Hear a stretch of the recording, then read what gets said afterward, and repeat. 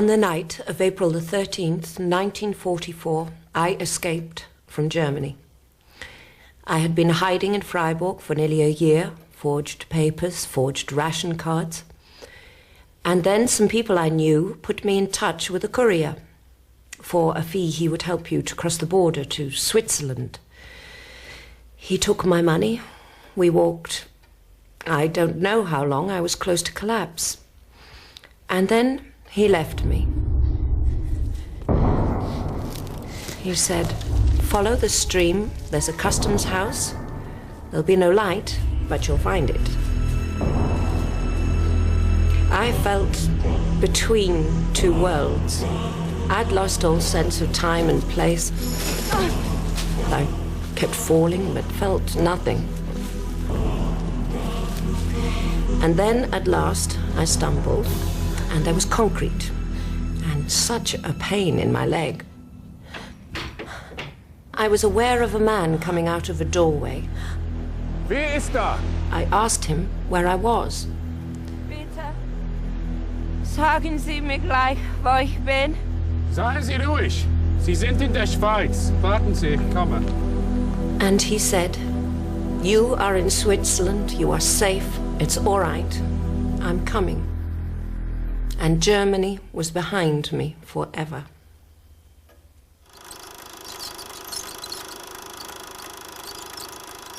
This is the story of the Nazi persecution of the Jewish people, as told through the autobiography of one woman, Elspeth Rosenfeld.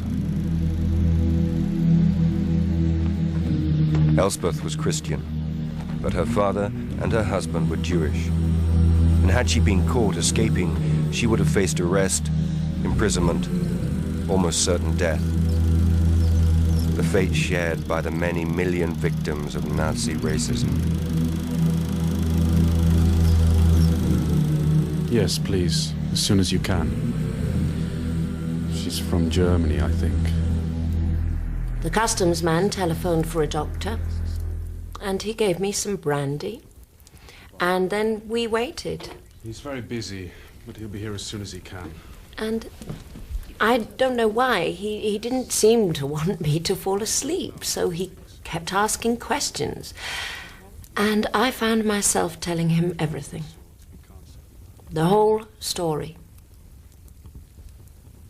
Is it too painful to talk about? No. No, strangely, quite the opposite.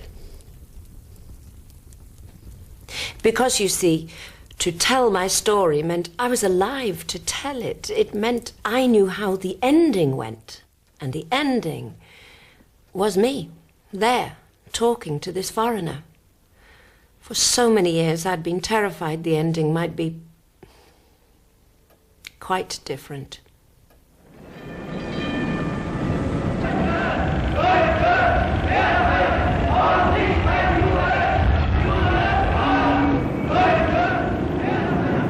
Elspeth's story begins in 1933. The Nazis had swept to power. Their stormtroopers were now protected by the government, and one of their favorite excesses, the persecution of Germany's Jews, was now government policy.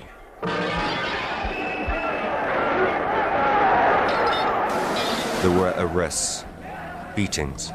Stormtroopers urged people not to shop in Jewish stores.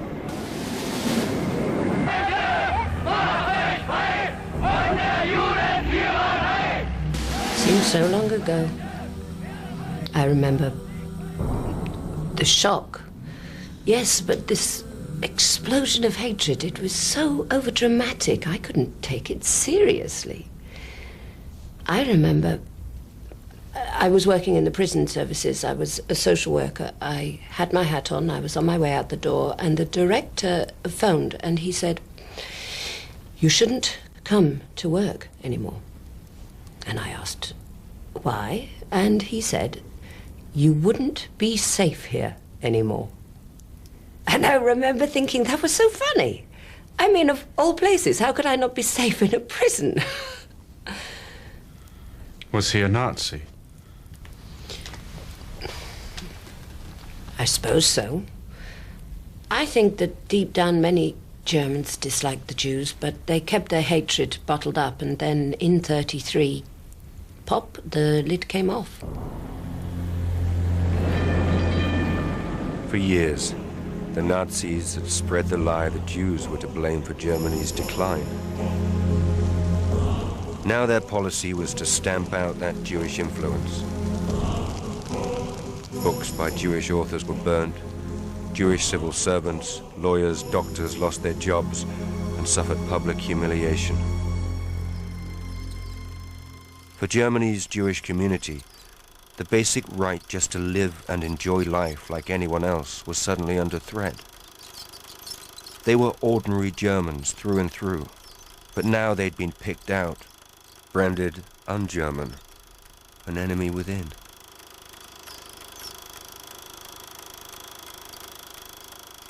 Why? Deep down, it was jealousy. The Jewish community was successful. Many German doctors, lawyers, bankers were Jewish. The Nazis twisted this success. In their propaganda, they said it was based on selfishness, that the Jews had got rich at Germany's expense. It was all lies, but the propaganda was powerful, and it fed old hatreds, born long before the Nazis came to power. When my mother married a Jew, her family would have no more to do with her. They turned her away. Their own daughter. What had a Jew done to them? I don't know. They saw with blinkers, and so they never got to know my father's family. They were wonderful people, so full of life. And then when my turn came, just like my mother, I married a Jew. They were my community. Siegfried. This is his photograph.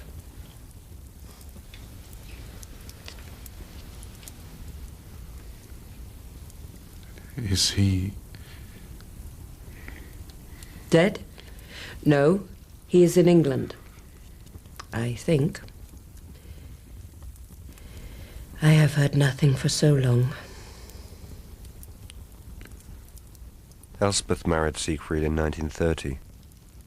5 years later, such a union would have been impossible. Marriages between Jews and German citizens, or those of similar blood, are forbidden. The marriage law, one of the Nuremberg decrees of 1935, was aimed at protecting the purity of German blood. The Nazis divided people into racial types. They said Germans were descended from the Aryan race. This propaganda film shows Aryans of old, the Teutonic Knights, supposedly the root of all German culture and nobility. Pure Aryan Germans could be recognized from their blonde hair and blue eyes.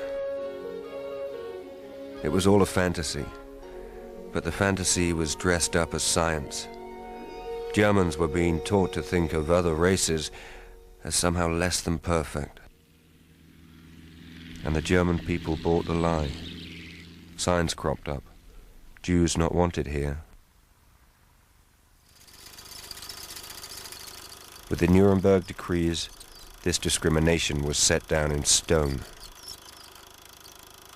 German Jews lost their citizenship. They lost the right even to call themselves German. And yet, you know, the funny thing, how losing your citizenship hurts less than those silly, petty details. Not being able to sit down in a tram.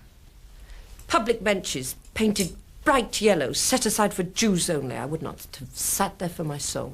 In any case, you're not Jewish. No, but I'm not Aryan either. Oh. Half and half. It was so confusing. They call it a science. They like to think it's so clear-cut, but... I had a friend. He was Jewish, but tall, and blonde. I went with him past a restaurant. There was a big sign, "Jews keep out." And he said, "Watch this." And he strolled in, and he flirted with the waitress. And when she brought his food, he said, "Oh, sorry, I didn't see the sign." And he just left, leaving her shaking in anger.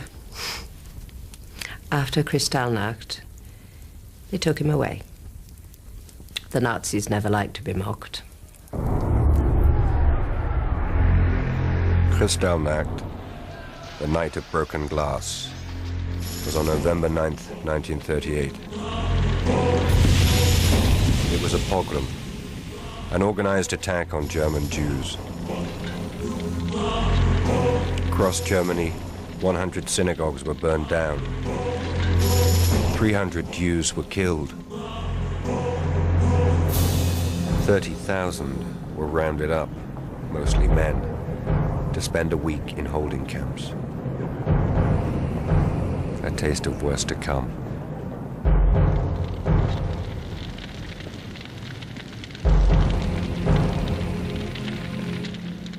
Our house was burned down. I remember walking through the streets, glass under our feet, not knowing where we'd sleep. It was the morning after. They were still smashing windows. We had to dodge into the doorways. There were vans of stormtroopers. They'd draw up, arrest people, and take them to the camp at Dachau. It was one of the most terrifying days I can remember.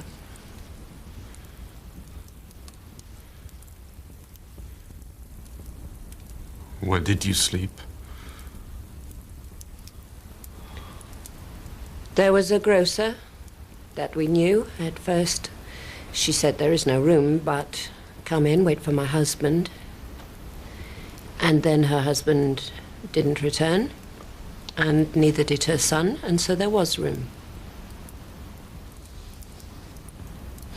I think that one of the most terrifying things about Kristallnacht was knowing suddenly there was no more hope. For so long we said, it'll be all right. But now it was like a war had been declared.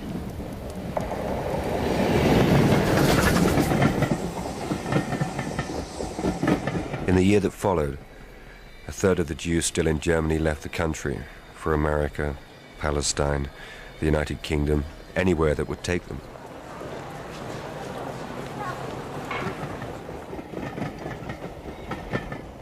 The Nazis made it as difficult to leave as it was to stay.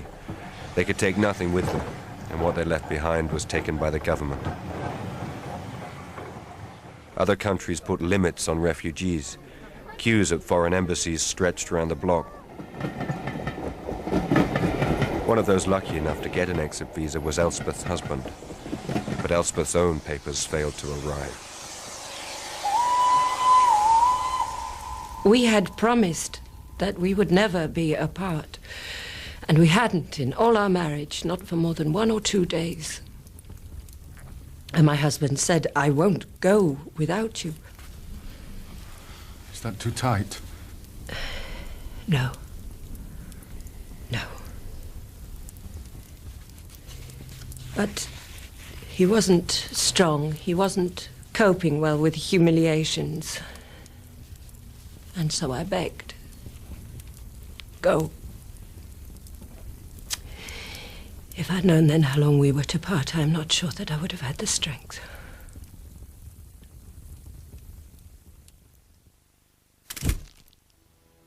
In the 2 years that followed Siegfried's departure in 1939, Hitler took Germany to war against the Allies in Europe and Russia in the East.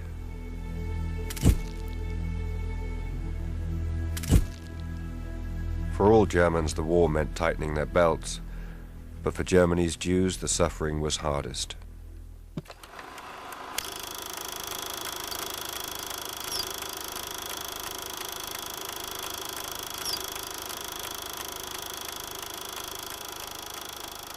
This footage is logged as film number 28 in the Stuttgart archives.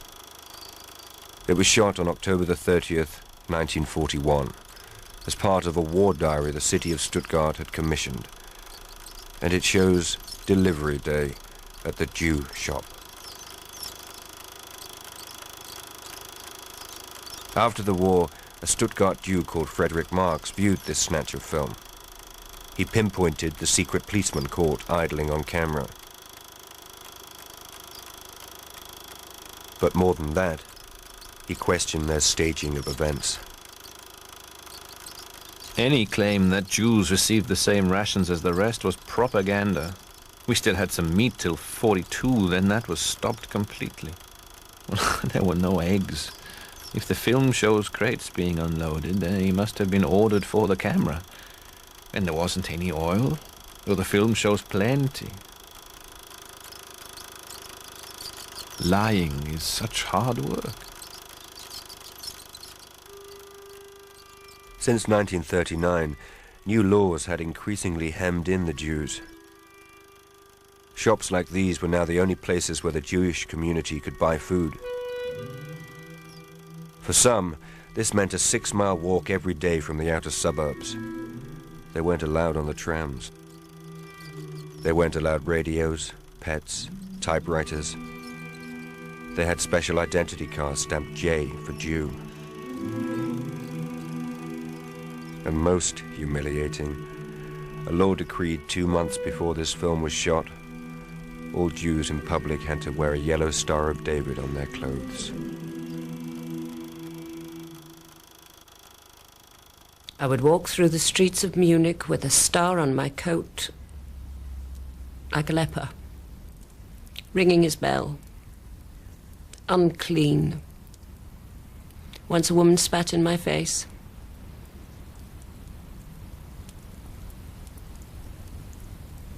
You have to look straight through people like that without seeing them.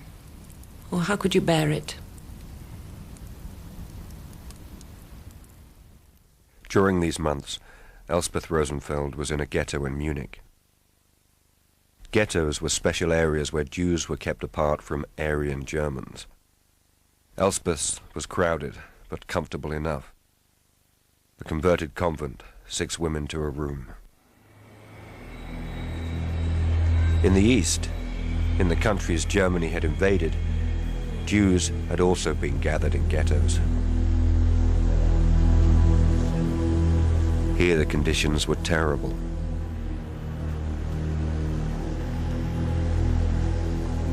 "600,000 ghetto Jews died of disease and starvation.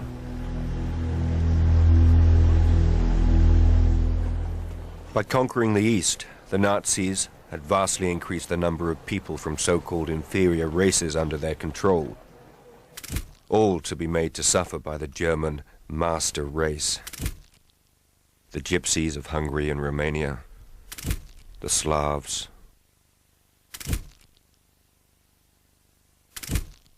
and the Jews of Eastern Europe. 3 million in Poland, 4.5 million in Russia. Ghettos were one solution, but by the end of 1941, another final solution had begun: the mass murder of the Jews of Europe.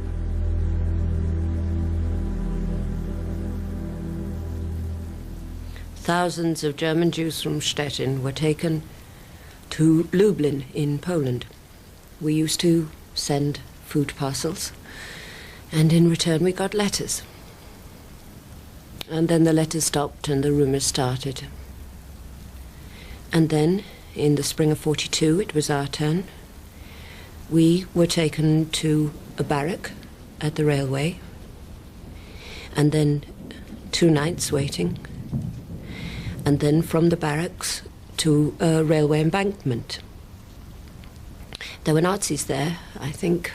They had gathered as if to see some sort of show, Jews wailing and begging to stay, but we had a dignity which made my heart overflow with respect. And then a whistle. And then a voice calling my name. Rosenfeld! US Rosenfeld! To the Gestapo at once! And they told me, you don't go, you stay. And I didn't know what to say. I wanted to go with my friends, whatever they were to face. But the Nazis wanted me in the ghetto helping. It was unbearable. So I went back to my friends and they said, what did they want? And I think when they saw the tears streaming down my face, something broke in them too. All the sorrow they'd held back, and the anger. They hugged me and murmured blessings. Some swore. But then, again, a whistle.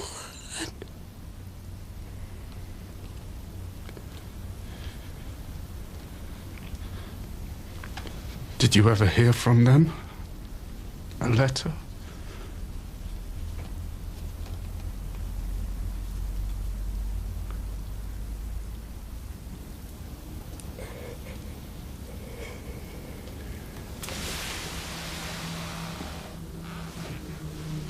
None of the Jews taken from Munich in Easter 1942 survived.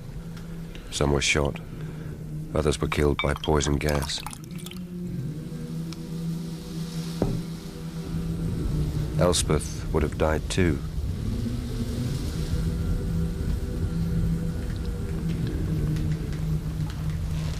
Instead, she went back to the ghetto, stuck it for 2 weeks, and then escaped. She took off her star, burnt her papers. For 2 years she stayed indoors, hidden, hardly daring to exist. And then the Jewish underground helped her to Freiburg and over the Swiss border. Another 2 years later, in the chaos of post-war Europe, she was at last reunited with her husband. In all, 6 million Jews were killed by the Nazis. 4,000 murders every day for 4 years.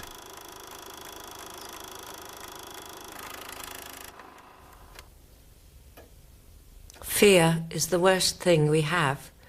And you fight fear not with hate, but with love. Nothing good can come of hatred and bitterness, even hatred of the Nazis. But with so many people, I could never make them see it like that.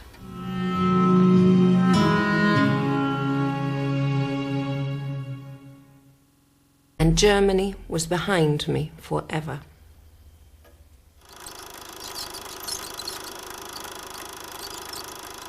This is the story of the Nazi persecution of the Jewish people, as told through the autobiography of one woman, Elspeth Rosenfeld.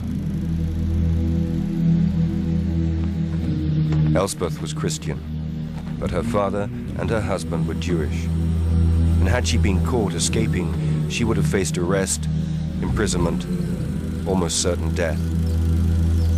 The fate shared by the many million victims of Nazi racism. Yes, please, as soon as you can. She's from Germany, I think. The custom.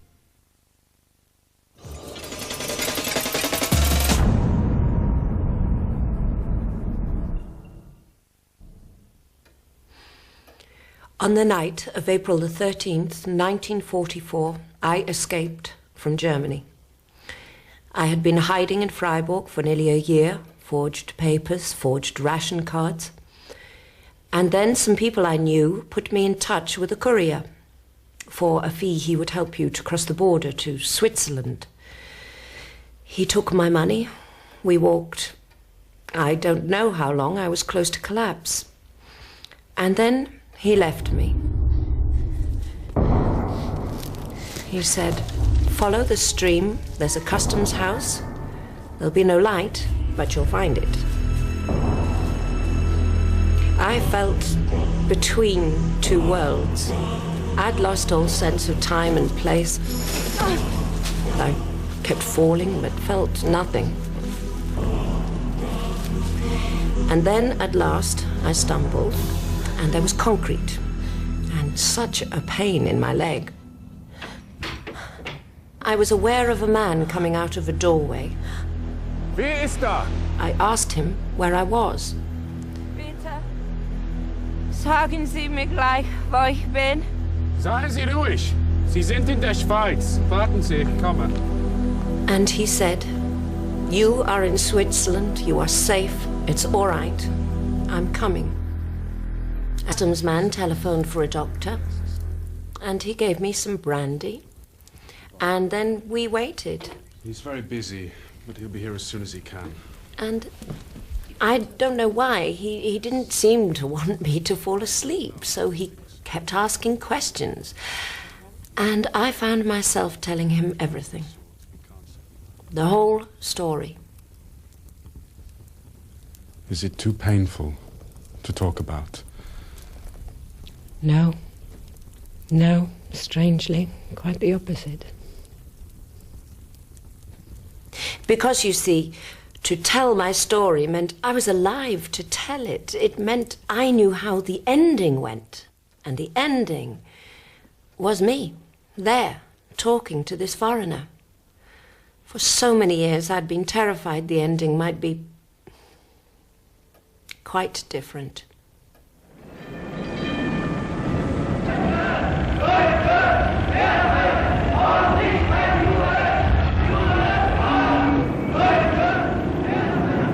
Elspeth's story begins in 1933.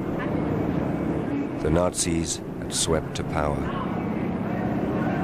Their stormtroopers were now protected by the government, and one of their favorite excesses, the persecution of Germany's Jews, was now government policy.